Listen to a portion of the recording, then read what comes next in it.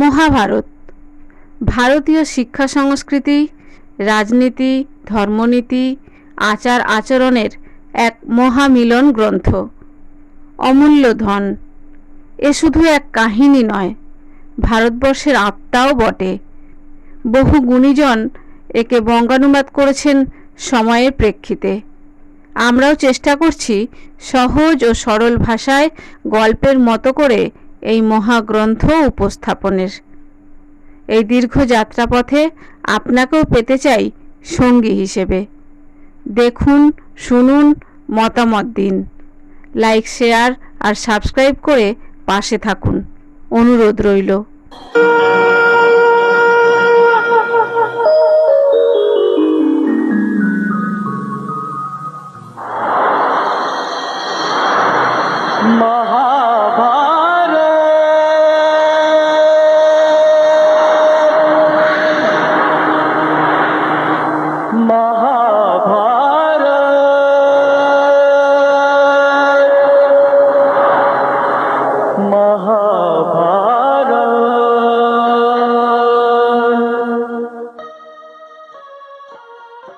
দ্রোণাচার্য একদিন তার শিষ্যদের ডেকে বললেন, হে কৌরব পাণ্ডবগণ, তোমাদের অস্ত্র শিক্ষা আজ সম্পূর্ণ হয়েছে। এখন তোমরা যদি সত্যিই আমার শিষ্য হও তবে গুরুদক্ষিণা প্রদান করো। আমি আর কিছু চাই না, চাই কেবল আমার এক শত্রুকে পরাস্ত করে বন্দি করে আনো। তিনি হলেন পাঞ্চালের মহারাজ দ্রুপদ। শিষ্যগণ বিস্মিত হলেও সম্মত হলেন, কারণ গুরু দক্ষিণা প্রদানের মাধ্যমে শিষ্যত্ব পূর্ণতা পায়। দ্রোণ তাদের সঙ্গে রওনা দিলেন, আর কৌরব ও পাণ্ডবরা রথে আরোহণ করে পাঞ্চাল নগরের দিকে অগ্রসর হলেন। রাজা দ্রুপদ ছিলেন বলশালী ও মহাসমর্থ যোদ্ধা। তিনি শৈশবকালে দ্রোণের বন্ধু ছিলেন, কিন্তু রাজ্যাভিষেকের পর অহংকারে অন্ধ হয়ে দ্রোণকে অবজ্ঞা করেছিলেন। সেই লাঞ্ছনার প্রতিশোধ নিতেই আজকের এই যাত্রা। কৌরবরা প্রথমে যুদ্ধক্ষেত্রে প্রবেশ করলেন।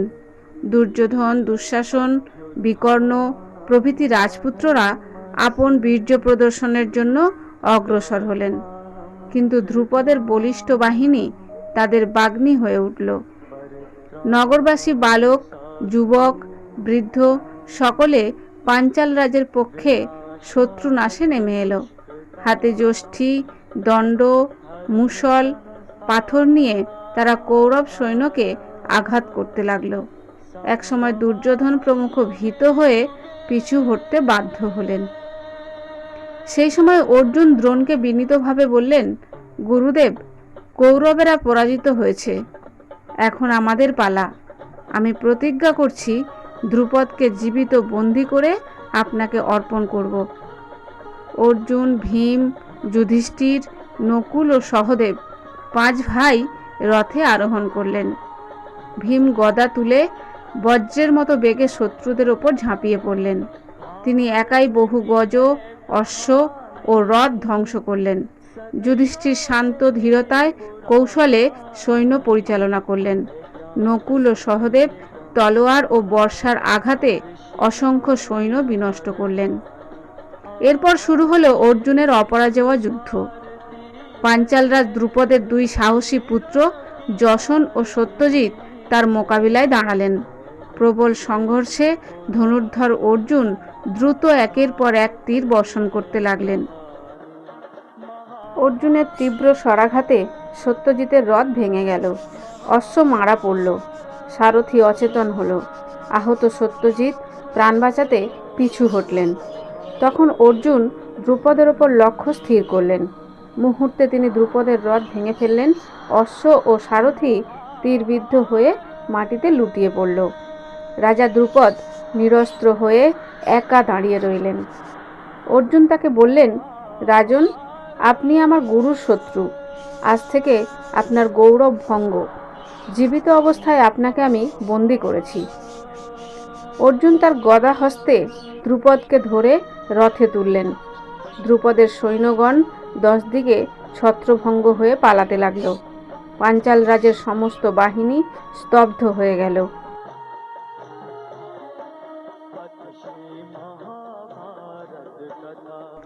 দ্রোণাচার্য শান্ত কিন্তু গম্ভীর কণ্ঠে বললেন, রাজা দ্রুপদ, তুমি আমাকে একদিন বন্ধু বলে ডাকতে, পরে বলেছিলে রাজা ও ব্রাহ্মণ কখনো সমান হতে পারে না।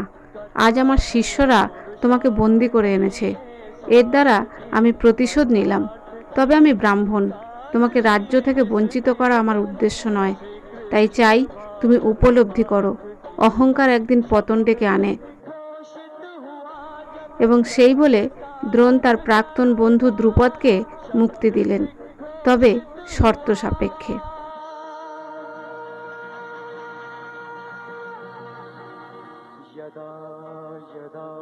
দ্রোণ ঘোষণা করলেন, গঙ্গার দক্ষিণে চর্মন্থতী নদী পর্যন্ত সমগ্র দেশ থাকবে তোমার অধীনে, কিন্তু গঙ্গার উত্তর ভাগের অহিচ্ছত্র দেশ আমি রাখবো আমার জন্য।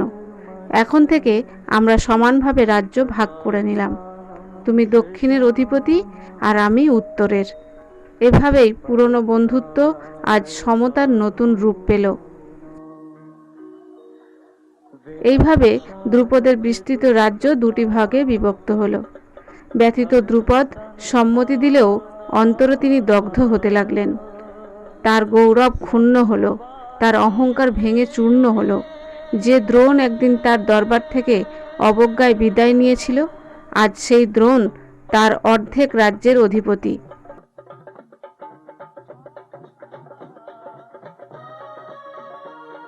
দ্রুপদ অন্তরে প্রতিজ্ঞা করলেন, আমি এই অপমান সহ্য করব না।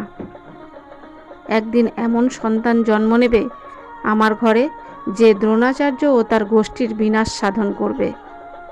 রাজ্য বিভাজনের পর থেকেই তিনি দিনরাত পুত্র লাভের জন্য ব্যাকুল হয়ে উঠলেন। সিংহাসনের উত্তরাধিকারী থাকা সত্ত্বেও তার মনে জেগে রইল প্রতিশোধের আগুন। তিনি জানতেন ব্রাহ্মণ দ্রোণের সঙ্গে সরাসরি যুদ্ধ করে তিনি জয়লাভ করতে পারবেন না। তাই তিনি চাইছিলেন এমন এক সন্তান যে হবে অগ্নিজাত, যে হবে শত্রু নাশী, যে দ্রোণের শক্তিকে পরাজিত করতে পারবে।